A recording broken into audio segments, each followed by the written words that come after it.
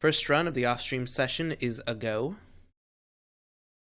Hopefully, I can get a reasonable time within, I don't know, the first few hunts.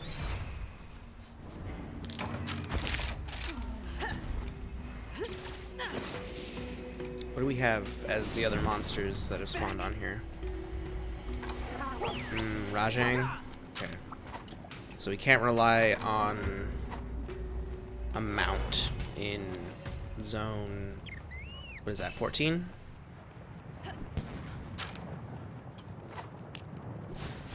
So we're just gonna have to do this. Or actually, I get what I mean is I can't rely on mounting another monster to get an attack on Teostra. Or a free down on Teostra.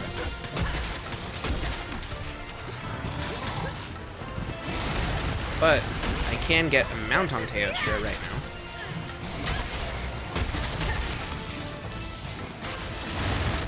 Because I need to throw him into this firewall. Oh, that's not good. I knew I could count on you. Yeah, that was risky.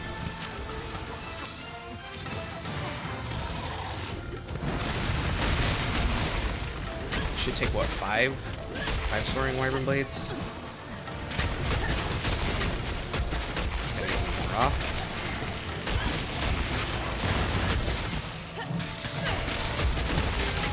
There we go. That's exactly what I need. Neighbor's dog.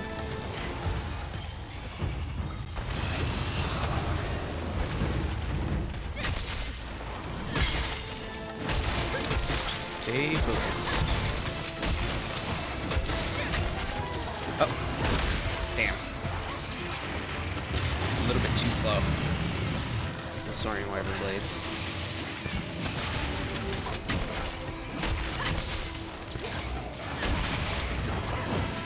Okay, that was very risky. I went way too low there. Back up.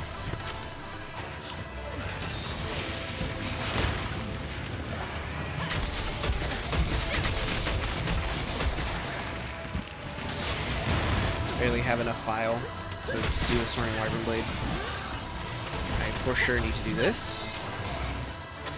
Green sharpness is not right. It's not good, but I'll take it. Let's do a ZSD right now. Might as well. Get some good damage on his face. No.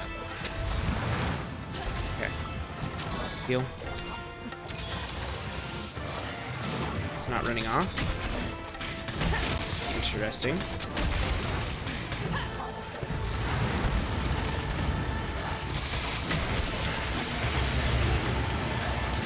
Okay. Damn. Uh-oh. That's not where I want to be. Very lucky. Okay, can I just sharpen here? Yeah. That I got out of that with just a tiny little knockdown is extremely lucky.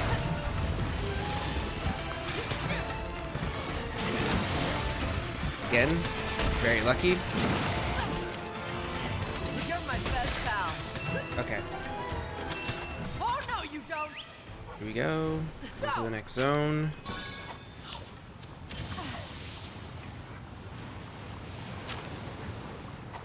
Let's refresh the sharpness of my weapon.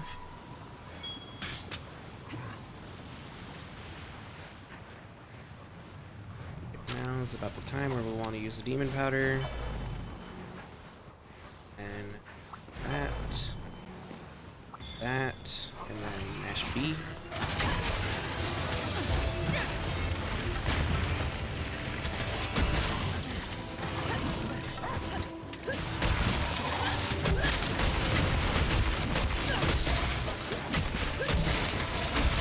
Alright, that's good.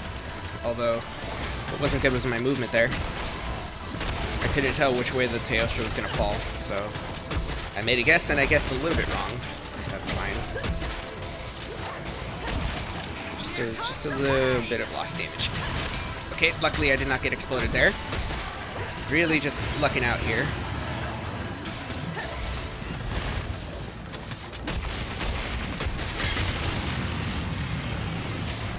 Let me switch charger up. That's a good call.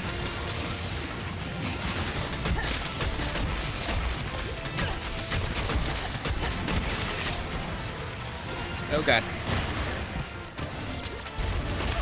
Yeah, that was risky.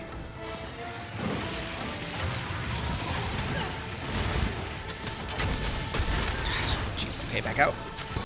Heal. Very glad I got that time. Oh. God. Another Soaring Wyvern Blade. Just spam it.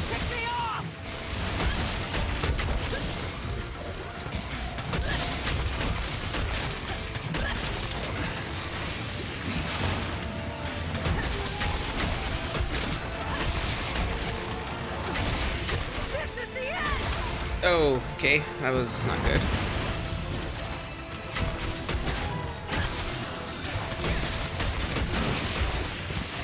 Out of there.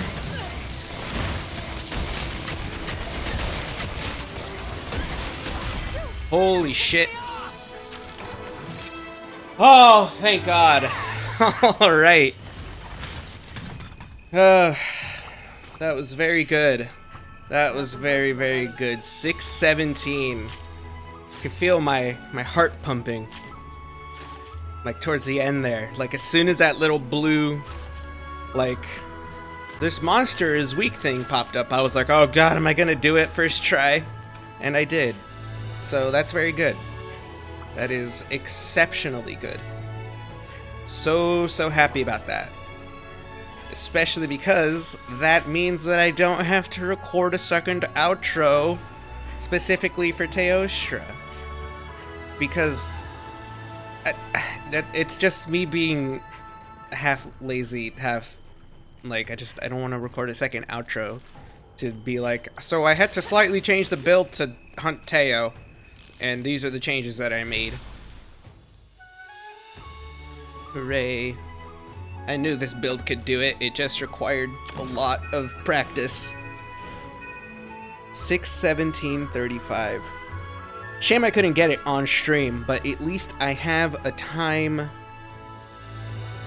that is faster than the previous bludgeoner build. Now we can all go home. Hey there, and thanks for watching this episode of Going Fastish, the series where I do solo freestyle monster hunts, somewhat fast, or at least fast from a casual perspective. If all you want is the build, here it is on screen, like, sub, bell, and I'll see you next time.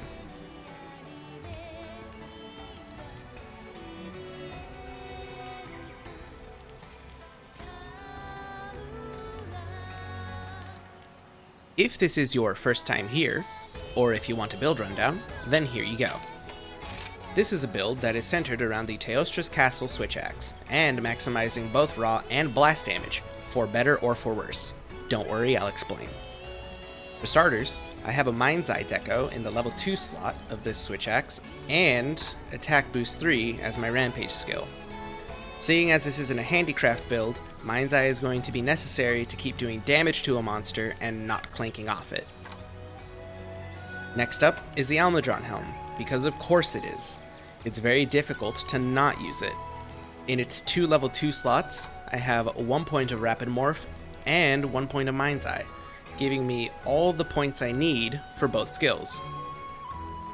And here's where the for worse comes in, as I've opted for using the Jelly Vest instead of something sensible like the Giratotus Mail. Why? Because it makes the axe go boom, of course. The 2 points of blast attack and the high blast damage of the Teostra's Castle means that any monster you fight is going to be inundated with blast procs, up until the point where it takes many hits to get 1 proc because of how status works in this game. The Jelly Vest also has a level 2 and a level 1 slot, in which I have put a critical boost and a Leap of Faith deco, Leap of Faith has actually proven itself to be surprisingly useful in specific circumstances, so if you have a leftover level 1 slot in any of your builds, it should fit in nicely. For the arms, I'm using the Valstrax braces because it comes with 2 points of weakness exploit, which can then be maxed out by putting a weakness exploit decoration into the level 2 slot. The big caveat here is that 1 point of Dragonheart, so don't get hit too much or you'll waste a lot of your time healing yourself. And making a return from the previous build, it's the Anjanath Coil and the Hunter's Greaves, used here for the exact same reasons as before. Both armor pieces have 1 level 2 slot, with the Anjanath Coil having an additional 2 level 1 slots as well. Both pieces have 2 points of attack boost each, with the Hunter's Greaves having an additional 1 point of stun resistance. Using all the slots between them, I've chosen to max out critical boost and stun resistance, both for damage and because getting stunned really sucks. The Petal Ace I'm using is the Underworld Petal Ace, because you have to be alive in order to do damage, you know? And finally, we come to the Talisman. And there's no sugarcoating it. You just have to be stupidly lucky on Mr. Bones' Wild Ride, aka the Melding Pot, to get the Talisman that I am using in this build. This Talisman comes with 3 points of attack boost, which maxes out that skill, and 3 level 1 slots, which allows me to max out speed sharpening as well. So, again, not the most replicable build because of the Talisman, but here it is. Of all the Teostra Switch Axe builds, this is certainly one of them. Alright, that's it for this video. Thanks for sticking by until the end. Like, sub, bell, and I'll see you next time on Going Fastish. Goodbye.